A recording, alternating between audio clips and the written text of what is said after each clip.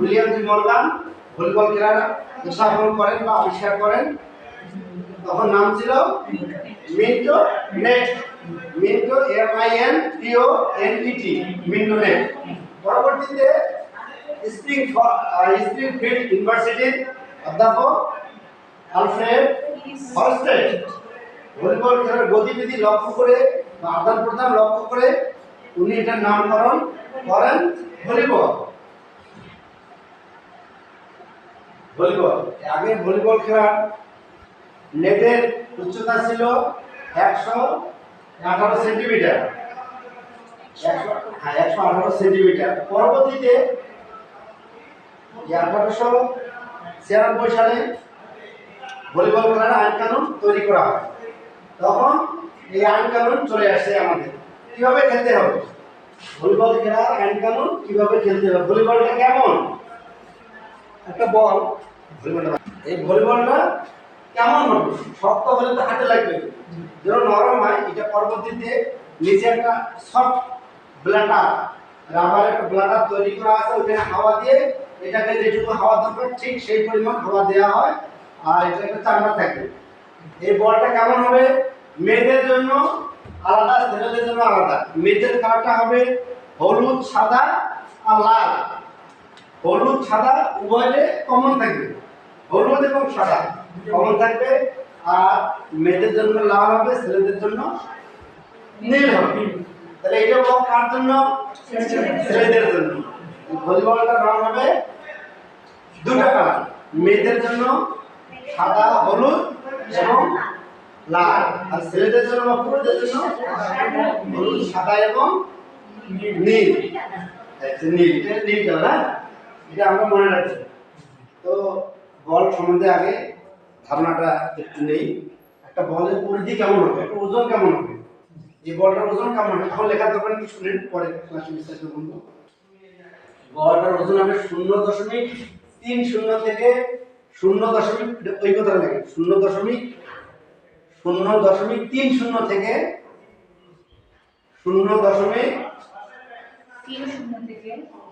0.30 থেকে এটুকু হয়ে গেছে। 0.325 কেজি এটা হবে বলের ওজন। বলের পরিধিটা হবে 65 থেকে 67 সেন্টিমিটার। এই বলের পরিধিটা এটা হবে 65 থেকে 67 সেন্টিমিটার। যাই হোক, তার আগে ভলিবলের আইনগুলো আপনাদের বলা দরকার।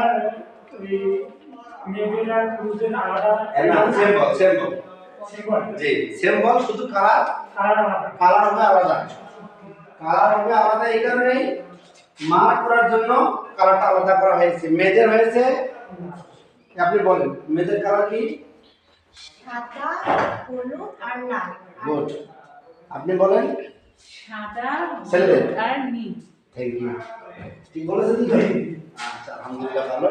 তাহলে আমরা কালার জানলাম, ভলিবল সম্বন্ধে ওজনটা জানলাম এবং পরিধি জানলাম, মোটামুটি ধারণা চলে আসছে। আজকে আমি আপনাদের ভলিবল খেলার আইনগুলো আপনাদের জানাবো। ভলিবল খেলায় মোট আইন আছে 28টি। লেখার দরকার নাই, শুনতে হবে। 28টি আইন মনে রাখতে হবে। এই 28টি আইন অনুযায়ী ভলিবল খেলার বর্ণনা দেওয়া হবে যে কিভাবে আমরা আইনগুলো প্রয়োগ করব। ভলিবল খেলার আইন হচ্ছে 28টি। আমি বলি, আপনার লেখার দরকার নেই, শুনেন। প্রথম আইন কি? প্রথম আইন হচ্ছে এটা কি লাগবে? মাঠ লাগবে, তার সাথে সরঞ্জাম লাগবে, তাই না?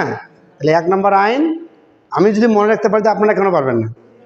তো প্রথম আইন হচ্ছে খেলার মাঠ ও সরঞ্জাম। লেখার দরকার নেই, শুনেন। খেলার মাঠ ও সরঞ্জাম আঙ্গুলে গুনবেন। 2 নম্বর আইন হচ্ছে জাল লাগবে, একটা জাল, হ্যাঁ, নেট।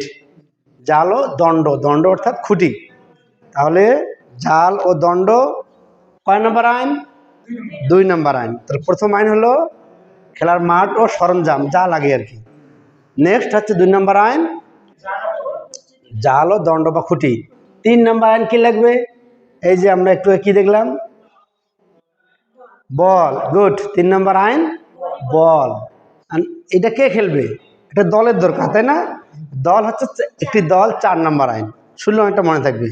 4 নম্বর আইন হচ্ছে একটা দল, মানে দুইটা দল নিয়ে খেলবে, যে কোনো একটা দল হচ্ছে 4 নম্বর আইন। 5 নম্বর হচ্ছে এটা দলে তো অধিনায়ক থাকবে, তাই না?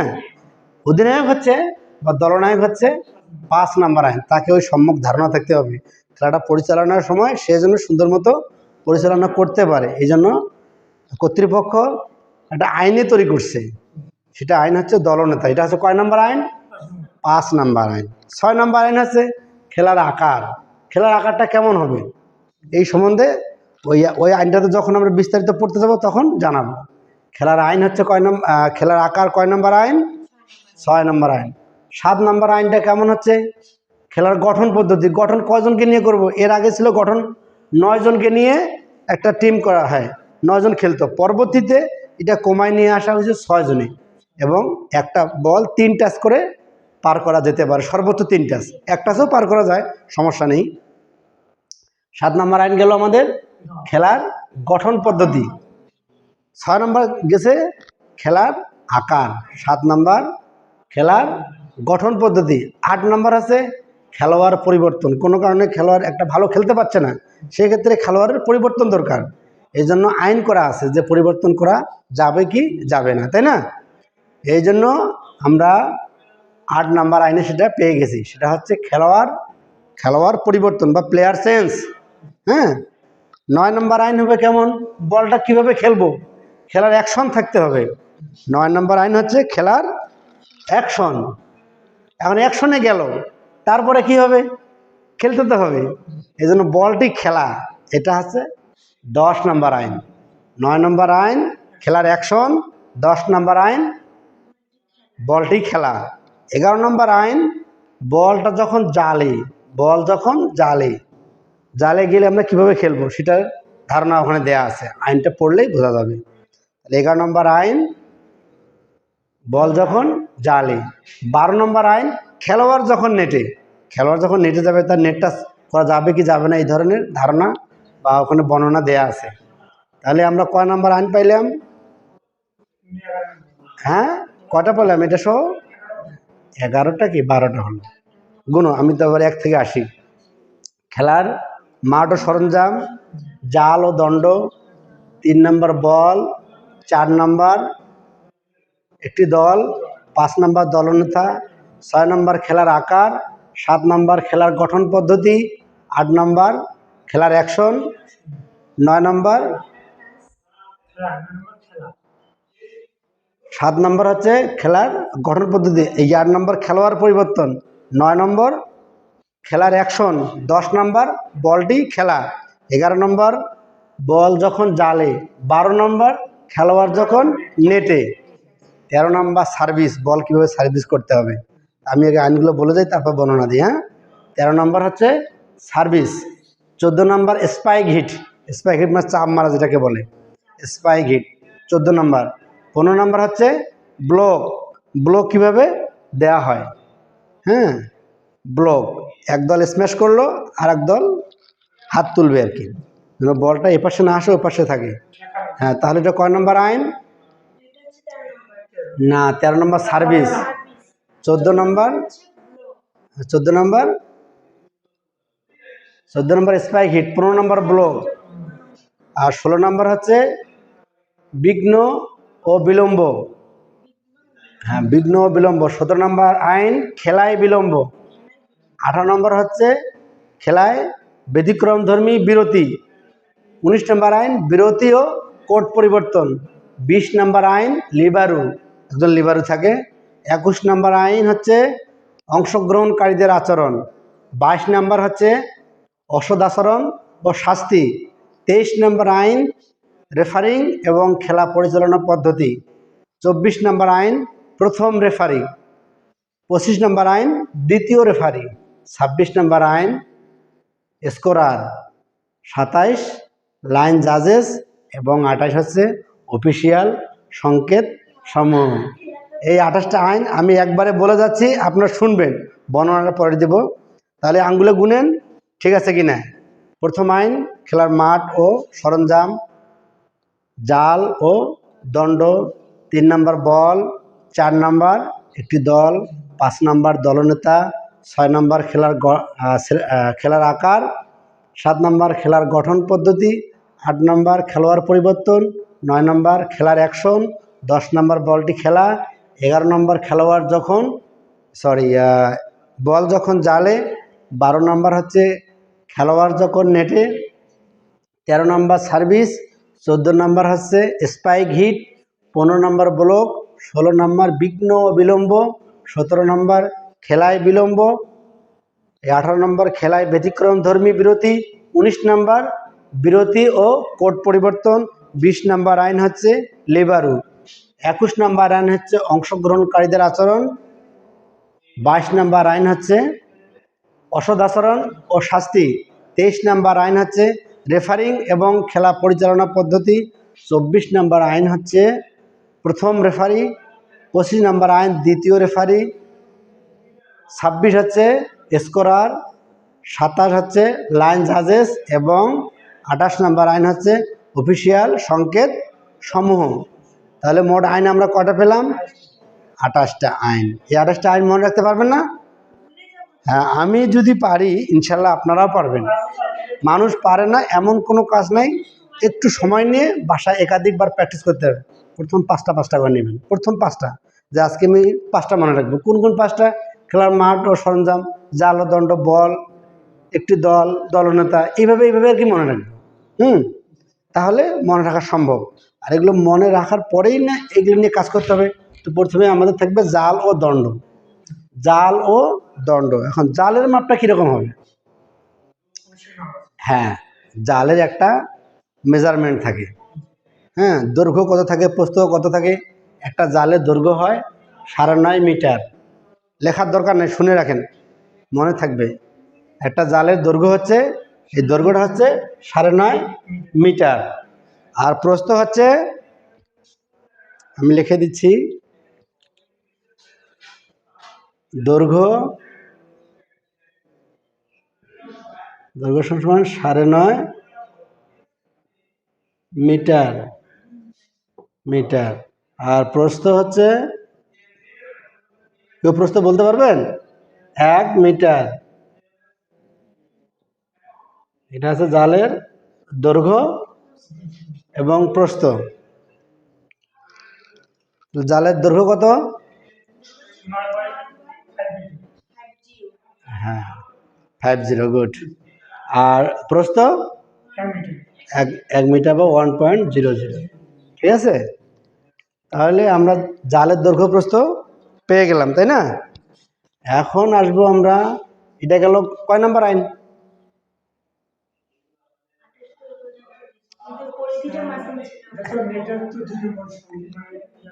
জাল ও দণ্ড। তার আগে আমরা মাঠে যাব। হ্যাঁ, এটা, হ্যাঁ, মাঠের দৈর্ঘ্য প্রস্থ। হ্যাঁ,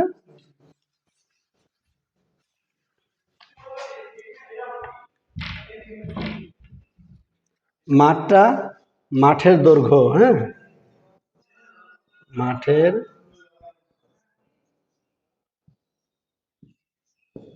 দৈর্ঘ্য, মাঠের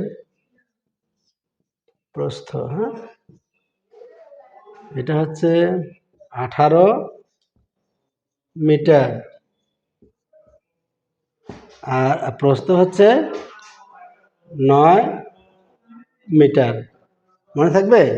মাঠের দৈর্ঘ্য 18 মিটার, প্রস্থ হচ্ছে 9 মিটার। হ্যাঁ, ওইটা পরে বলি। একটা মাঠের দৈর্ঘ্য হচ্ছে 18 মিটার এবং প্রস্থ 9 মিটার। এই মাঠটাকে আবার তৈরি করে দেখাতে হবে। হ্যাঁ, আমরা এটা মিশাতে পারি। আচ্ছা, ওরা যদি নাই, তারপর আমাদের তো ক্লাসটা চালাতে হবে। হ্যাঁ, তার আগে, হ্যাঁ, এই তো ধারণা চলে এসছে। এটা আমাদের হচ্ছে মাঠ,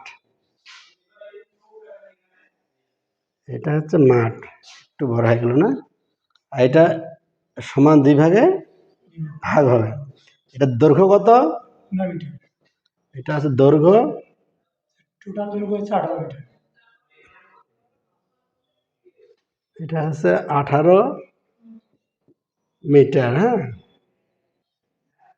মিটার মানে এই পর্যন্ত। হ্যাঁ, আর প্রস্থটা তার কত হবে? 9 মিটার। এই পর্যন্ত একটু টান দিতে হবে, হ্যাঁ। তাহলে আমরা দৈর্ঘ্য পাইলাম, প্রস্থ পাইলাম, তাই না? তাহলে এখন প্রশ্ন আসতে পারে যে স্যার এটা তো দৈর্ঘ্য হচ্ছে মানে প্রস্থ হচ্ছে 9 মিটার, তাহলে নেটটা কেন আমাদের 9.5 মিটার হলো? নেটটা কেন 9.5 মিটার হলো এখন বলেন তো, কেন 9.5 মিটার হলো? কে পারবেন? না না না না না, নেটটা এই খুঁটিটা একটু দূরে লাগা লাগবে, একটু দূরে লাগা লাগবে, ঠিক আছে? হ্যাঁ হ্যাঁ হ্যাঁ, এই জন্য মাঠটা এদিক থেকে এদিক, এদিক থেকে এদিক। আর এইখানে যদি 9 করি তাহলে নেটটা শর্ট হয়ে যাবে, ঠিক আছে? নেটটা আমরা এখানে 1/2 মিটার, হ্যাঁ হ্যাঁ হ্যাঁ, আমরা একটু দূরে রাখবো। দূরে কত? 0.25 মিটারও হতে পারে, 0.5 মিটারও খুঁটিটা হতে পারে। তাহলে এদিকে 1/2 মিটার, এদিকে 1/2 মিটার, অর্থাৎ 1 মিটার দুই পাশে থাকবে। আর নেটটা তো 9.5 মিটার, এদিকে 0.25, এদিকে 0.25 মিটার, তাহলে 9.5 হয়ে যাচ্ছে। 25 25 50, ঠিক আছে? এটা গেল আমাদের দৈর্ঘ্য আর প্রস্থ। হ্যাঁ, হাইটটা বলবো।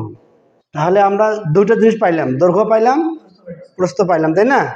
ভলিবল খেলায় একটু কাজ আছে, সেটা হচ্ছে যে এই এই প্রস্থটা কত হলো, আর এই দিকটা এখন এই কোণটা কত হলো? এই আপনি একটু বলেন এটা কত হবে? কি নাম আপনার? আপনার নাম কি? হ্যাঁ, সরি, কাজল। আমরা 18 মিটারকে কয় মিটারের মাঝখানে ভাগ দিয়েছি? 9 মিটার। তাহলে এইটা কি হলো? স্কোয়ার হলো না, চতুর্ভুজ হলো। তাহলে একটা কোর্টের মানে পুরোটাই একটা মাঠ, মাঠের দুটা কোর্ট, একটা কোর্ট স্কোয়ার হলো। তাহলে এটা দৈর্ঘ্য যত প্রস্থ তত। তাহলে এখানে কত লিখবো আমরা, কত মিটার? 9 মিটার। Good, 9 metre. তাহলে সেম এটা হবে, হ্যাঁ। তাহলে দৈর্ঘ্য হলো 9 মিটার, প্রস্থ 9 মিটার, মনে থাকবে? তাহলে এখানে দুটো আবার ভাগ আছে, একটা কোর্টকে আমরা দুই ভাগে ভাগ করেছি। একটা কোর্টকে, একটা হচ্ছে অ্যাটাকিং জোন, একটা ডিফেন্সিং জোন, অর্থাৎ পশ্চাৎ অঞ্চল আর ব্যাক অঞ্চল। তা পশ্চাৎটা, হ্যাঁ, সম্মুখ জোন আর পশ্চাৎ জোন। তা সম্মুখটা হবে 3 মিটার, আর ব্যাকটা হবে বা পশ্চাৎটা হবে 6 মিটার। এটার কাজ আছে, এটাকে আমরা আর্ট করে দেখাবো, হ্যাঁ। এটা হচ্ছে সম্মুখ জোন, সম্মুখ জোন বা অঞ্চল। এটা হচ্ছে পশ্চাৎ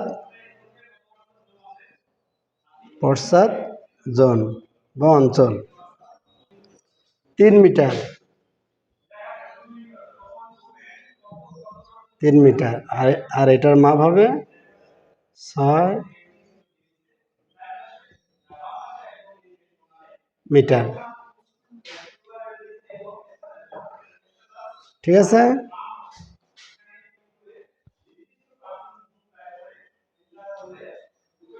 তাহলে আমরা কি পাইলাম? ভলিবল খেলের মাঠে দুটা পার্ট আছে, সেটা হচ্ছে যে প্রথম হচ্ছে সম্মুখ জোন, সম্মুখ, সম্মুখ জোন, পশ্চাৎ জোন। এই অ্যাটাকিং অঞ্চল আর ডিফেন্সিং অঞ্চল, যে অঞ্চল থেকে বল হিট করা হয়, সামনে স্পাইক হিট বলি না, স্পাইক করা হবে, স্ম্যাশ করা হয়, সেটাকে বলে সম্মুখ জোন। আর পিছনে যেখান থেকে বল ডিফেন্স করা হয়, হ্যাঁ, রক্ষা করা হবে, রক্ষণ ভাগে যারা খেলে, এটা হচ্ছে পশ্চাৎ জোন। এটার প্রথমটা ছোটোটার মাপ হবে কত মিটার? 3 মিটার। তাহলে পিছনেটা কত? এটা হচ্ছে ভলিবলের মাঠ,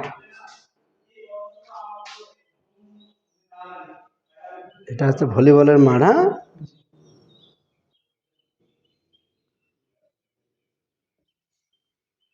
ভলিবল খেলার মাঠের দৈর্ঘ্য কত তাহলে?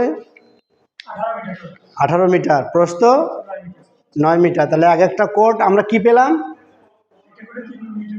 না, এক একটা কোর্টে মেজারমেন্ট কত হলো, স্কোয়ার হলো 9 মিটার, হ্যাঁ। তাহলে দৈর্ঘ্য প্রস্থ যদি আমরা এখানে মাপতে যাই, একই হওয়ার কথা না? 9 মিটারকে আমরা দুই ভাগে ভাগ করে একটা কোর্ট পেয়েছি, অর্থাৎ দৈর্ঘ্য যত এখন প্রস্থ তত, এক একটা কোটের, তাহলে 2 কোট মিলে হলো আমাদের 18 মিটার, প্রস্থ 9 মিটার। কিন্তু খুব করে খেয়াল রাখতে হবে, হ্যাঁ। আর আমরা প্রথম জোনটাকে সম্মুখ জোন বলবো, পিছনের জোনটাকে পশ্চাৎ জোন বলবো। সম্মুখ জোনের কাজ হচ্ছে যখন স্ম্যাশ করা হয় বা স্পাইক হিট মারা হয় বা চাম মারা হয়, গ্রামের ভাষা বলা চাম মারছে, তখন হ্যাঁ ওই সম্মুখ জোন থেকে মারতে হয় বা মূলত মারে। আর পিছন থেকে মারলে অত গতি চলে আসে না। যাই হোক, আমরা চেষ্টা করব এই মাঠটাকে সুন্দরভাবে বাসায় আর্ট করার জন্য। আজকে আমি ধারণা দিয়েছি, নেক্সট ক্লাসে উপস্থিতির কারণে হয়তো বা বিস্তারিত বলা হচ্ছে না, তারপরে একটু ধারণা দিয়ে রাখি আপনাদের। হ্যাঁ হ্যাঁ, এটা তাহলে মোটামুটি একটা ধারণা পেয়ে গেছেন, তাই না? কি নাম আপনার? আলী হোসেন। এখন আলী হোসেন বলেন তো, না দেখে বলতে হবে যে ভলিবল খেলার দৈর্ঘ্য, ভলিবল খেলার মাঠের দৈর্ঘ্য কত? প্রস্থ 9 মিটার। কাজল ঠিক বলেছেন, হ্যাঁ। এখন আপনাকে বলতে হবে সম্মুখ জোনের প্রস্থ কত? হ্যাঁ, দৈর্ঘ্যটা তাহলে কত হবে? গুড। এখানে কিন্তু দৈর্ঘ্য কথা কিন্তু বলা হয়নি, কিন্তু অটোমেটিক দৈর্ঘ্যটা চলে আসছে। এই ক্ষেত্রে প্রস্থটা এখন হয়ে গেছে দৈর্ঘ্য। এখন আলী হোসেন বলবেন, আলী হোসেন না, এখন পশ্চাৎ জোনের দৈর্ঘ্য কত?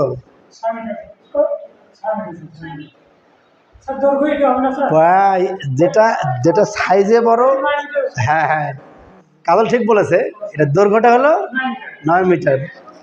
ভাইবা বোর্ডে, ভাইভায় যখন আমরা থাকবো বা যারা এক্সটার্নাল আসবে, এই ছোটো ছোটো বিষয়গুলো জিজ্ঞেস করে বিব্রতকর অবস্থায় ফেলে দিবে, তখন মাথাটা, হ্যাঁ, আমরা যা জানবো এর বাইরেও কোশ্চেন কিছু করবেন, মানে আইকিউ ঠিক আছে কিনা।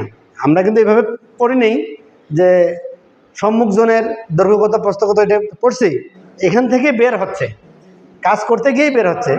তাহলে পশ্চাৎ জোনের দৈর্ঘ্য কত? প্রস্থ? গুড, হয়নি? পশ্চাৎ জনের 6 মিটার, 6 মিটার।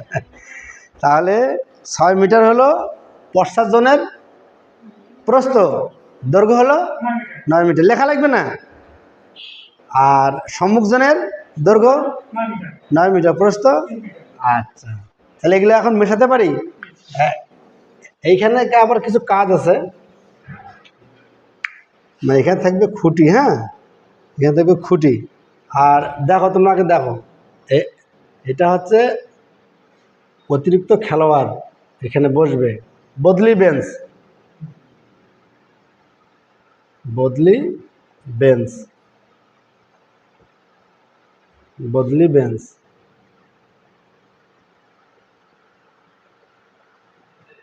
বদলি বেঞ্চ,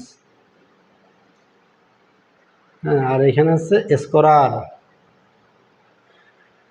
স্কোরার,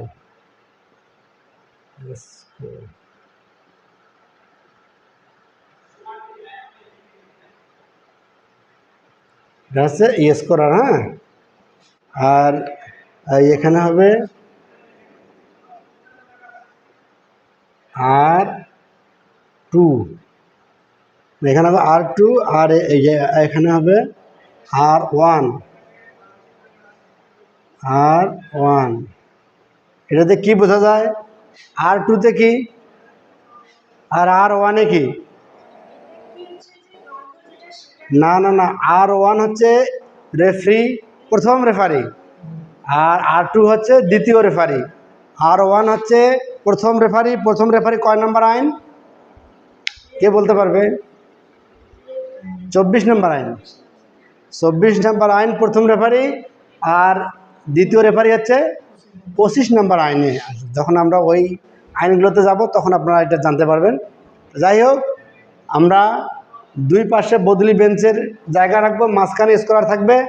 আর এখানে যে জিরো যে দেখতেছেন, এটা হচ্ছে গোলবার, আপনার জালের খুঁটির, হ্যাঁ, খুঁটি যেটা এই জায়গায় থাকবে। এটা ডিস্টেন্স হবে 1/2 মিটার, হ্যাঁ, 1/2 মিটার। এটা হবে, এর ডিস্টেন্সটা হবে 0.5, 5 বা 50 মিটার। ঠিক আছে, এই যে এইটা জালের যে খুঁটিটা সেটা দুল। এটা বুঝছেন, জালের খুঁটিটা কত দূরে থাকবে এটা এখন মিশে দেখাই। হ্যাঁ, এই খুঁটিটা থাকবে এইখানে ডট ডট ডট তো খুঁটি থাকবে। হ্যাঁ, এটা হচ্ছে কত মিটার দূরে থাকবে? 0.5 25 জালটা, জালের সাথে আর রশি থাকবে যে 0.5 মিটার, এটা হবে তো পয়েন্ট। সেম এটা হবে। হ্যাঁ, এটাও তাহলে অ্যাড করে দেখাই।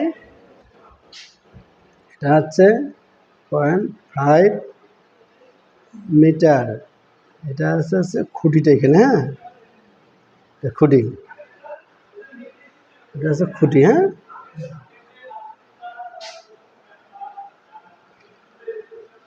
ঠিক আছে, মোটামুটি একটা ধারণা চলে আসছে না?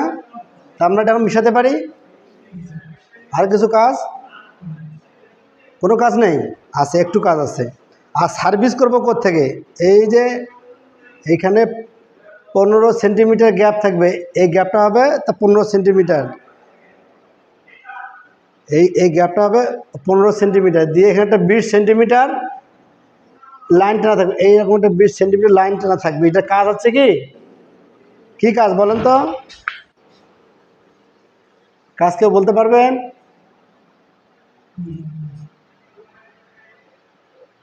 সার্ভিস করার সময় কোন জায়গা থেকে আমরা সার্ভিস করব, তাই না?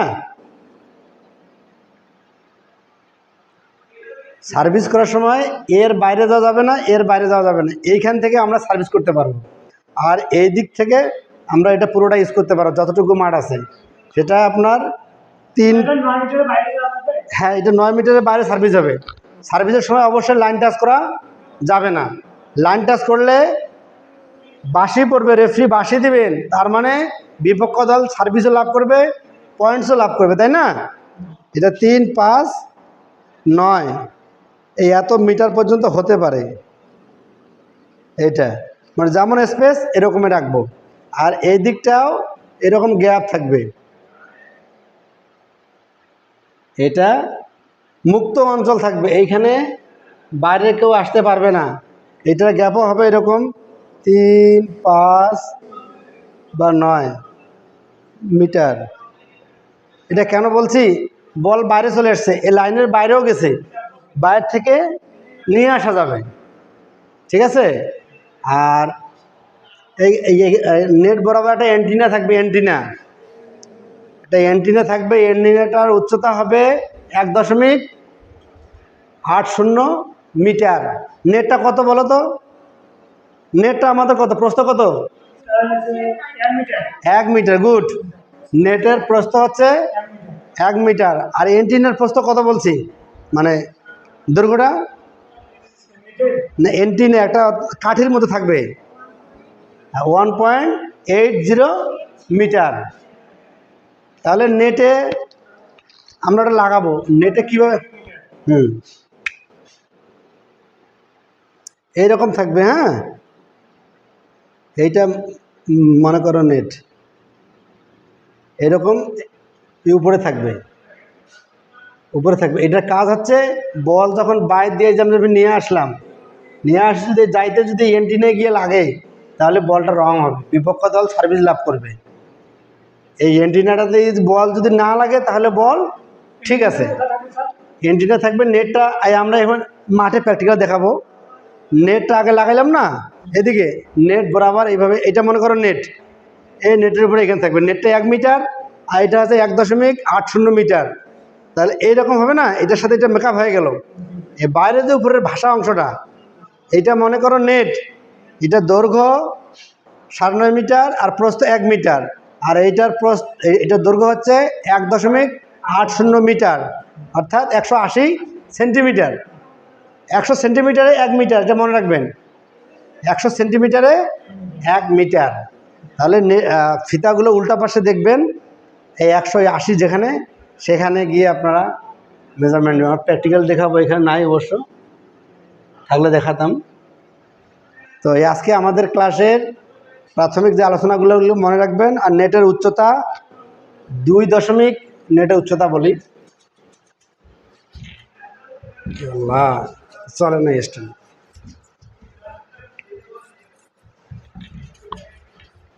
নেটের উচ্চতা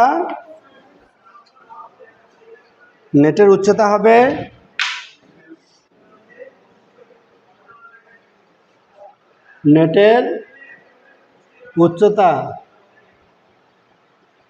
উচ্চতা কেউ জানেন? 2.43 মিটার। এটা হচ্ছে পুরুষ, হ্যাঁ পুরুষ। আর মহিলা হবে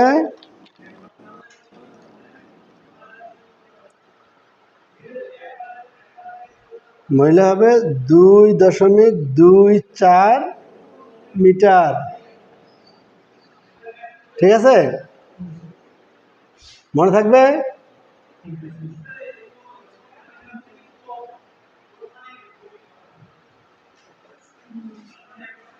তাহলে নেটের উচ্চতা কত? হ্যাঁ গুড, সেই তো মোটামুটি ধারণা চলে এসেছে। খেলোয়াড় থাকে 6 জন, হ্যাঁ সেখান থেকে কমায়, হ্যাঁ 6 জন করা হয়েছে। এবং না, মাঠে খেলতে পারবে 6-6-12 জন, মাঠে 6-6-12 জন। আর এই বল কিভাবে ধরতে হয়, বল কিভাবে মানে আপার হ্যান্ড করতে হয়, এইটা হচ্ছে আপার হ্যান্ড। আর এই আন্ডার হ্যান্ড যেটাকে আমরা বলি, এইটাকে বলে আন্ডার হ্যান্ড, যেটা নিচ থেকে উঠে। হ্যান্ড তো দুটাই, এটাও হ্যান্ড, নিচ থেকে উঠলেও হ্যান্ড। নিচে ব্যবহার হলে আন্ডার, আর উপরে ব্যবহার হলে আপার। ঠিক আছে, আমরা কাপড় চোপড়ের ক্ষেত্রে বলি না এটা আপার পার্ট, এটা লোয়ার পার্ট। কাপড় তো নিচে যেটা পরা হয় এটা লোয়ার পার্ট, আর উপরে যেটা আপার পার্ট। মনে থাকবে, আমরা মাঝে মাঝে বাসায় এই জিনিসগুলো প্র্যাকটিস করব, যে আমার আপার পার্টটা কোথায়, কি আপার পার্ট, আর উপরে জামাটা কোথায়, বলতে পারবো না? হ্যাঁ সেটাই। এইরকম আপার এবং লোয়ার কটা পার্ট আমরা পাইলাম? 2টা। ভলিবলের ক্ষেত্রে মূলত 2টা পার্ট, একটা আপার অর্থাৎ ইউপ, যেটা এইভাবে করা হয় মানে এটা আপার, আর যেটা নিচ থেকে তোলা হয় এটা হচ্ছে লোয়ার। হ্যাঁ, ফিঙ্গারিং এটাকে বলে, ফিঙ্গারিং আমরা বলি না, ফিঙ্গার থেকে ফিঙ্গারিং, এটা আঙ্গুল, এই আঙ্গুলের সাহায্যে যে বলটাকে টস করা হয়, খেলা হয়, এটা হচ্ছে এই আপার হ্যান্ড। আর আন্ডার হ্যান্ড হচ্ছে এমন, হ্যাঁ নিচ থেকে যে বলটা ওঠানো হয় এটা হচ্ছে আন্ডার হ্যান্ড। আমরা প্র্যাকটিক্যালি যখন যাব সুন্দর করে এক একজন খেলোয়াড়কে হাতে ধরে কীভাবে কলা কৌশলগুলো অবলম্বন করতে হয় শেখানোর চেষ্টা করব। আপনারা বাসায় একটু প্র্যাকটিস করে আসবেন। আর যে আইন কানুনগুলো পড়া হলো, কয়টা আইন?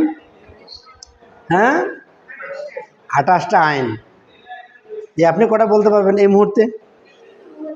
একটা তো হবে। এই যে বল, এটা কি? এটা আইন। এটা কয় নম্বর আইন? না, হ্যাঁ হ্যাঁ এটার জন্য আলাদা করে আইন করা হয়েছে, 3 নম্বর আইন। বল হচ্ছে 3 নম্বর আইন। যাই হোক, আমি আবার রিফ্রেশ করি, আমি বলে দেই, আপনারা খেয়াল করবেন। হ্যাঁ, তাইলে একজন ওইগুলো মিশাই দিই। হ্যাঁ, বলটা ধরো। আমরা এই আইনগুলো জানার মাধ্যমে মোটামুটি ভলিবলের সম্বন্ধে একটু ধারণা পেলাম। আর আমি সর্বশেষ আবার রিফ্রেশ করতেছি, আইন যে 28টা আছে এই 28টা আইন আবার মনে করাই দেব, দিয়ে এর সাথে আজকের মতো ক্লাস এখানে শেষ হয়ে যাবে। আপনারা ঠিকঠাক মতো বিভিন্ন অঞ্চল থেকে, বিভিন্ন জেলা থেকে এসেছেন, এই জন্য ডিমলা পলিটেকনিক্যাল ইনস্টিটিউটের পক্ষ থেকে আপনাদেরকে অনেক অনেক ধন্যবাদ। এবং সেই সাথে যত শিক্ষার্থী আছে সবাই যেন এসে প্র্যাকটিক্যালি ক্লাসগুলো করতে পারেন, সেই ব্যবস্থা কর্তৃপক্ষের সাথে আপনাদেরকেও আমি আহ্বান জানাচ্ছি। আপনারা জানাবেন, বন্ধুদের নাম্বারগুলো নেবেন, নিয়ে ফোন দিবেন, কারণ সবাই মিলে ক্লাস করলে খুব ভালো লাগবে। আর প্র্যাকটিক্যালি স্টুডেন্টের সংখ্যা বেশি হলে তখন একটা প্রতিযোগিতা হয়, কার মাথায় কি আছে, কি বুদ্ধি আছে, কীভাবে খেলতে হয়, অনেকের অনেক কৌশল জানা আছে। তো যাই হোক শিক্ষার্থী বন্ধুরা, এবারে আমি আবার ভলিবলের 28টি আইন লিখতে হবে না, শুনে রাখেন। আবার আমি রিফ্রেশ করতেছি। ভলিবলের যে 28টি আইন ঠিক আছে কিনা, আমি ভুল বলতেছি কিনা খেয়াল রাখবেন, আঙুলে গুনবেন। প্রথমে খেলার মাঠ ও সরঞ্জাম, জাল ও দণ্ড, বল, একটি দল, দলনেতা, খেলার আকার, খেলার গঠন পদ্ধতি, খেলোয়াড় পরিবর্তন, খেলার অ্যাকশন, বল, খেলার অ্যাকশন ঠিক আছে। তারপর হচ্ছে বলটি খেলা, বল যখন জালে, খেলোয়াড় যখন নেটে, সার্ভিস, স্পাইক হিট, ব্লক, বিঘ্ন ও বিলম্ব, খেলায় বিলম্ব, খেলায় ব্যতিক্রমধর্মী বিরতি, বিরতি ও কোর্ট পরিবর্তন, লিবারু, অংশগ্রহণকারীদের আচরণ, অসদাচরণ ও শাস্তি, রেফারিং এবং খেলা পরিচালনা পদ্ধতি, প্রথম রেফারি, দ্বিতীয় রেফারি, স্কোরার, লাইন জাজেস এবং অফিসিয়াল সংকেত সমূহ। এই মোট 28টি আইন আঙ্গুলে গোনানো হয়েছে ঠিক আছে, মনে আছে তো নাকি? যাই হোক, আমার যেহেতু মনে আছে ইনশাল্লাহ আপনাদেরও মনে থাকবে, চেষ্টা করবেন। হ্যাঁ, সবাই ভালো থাকবেন, সুস্থ থাকবেন। আগামী ক্লাসের প্রত্যাশায় আজকের মতো এখানে শেষ করছি। আল্লাহ হাফেজ, সবাই ভালো থাকবেন। আসসালামু আলাইকুম রহমতুল্লাহ।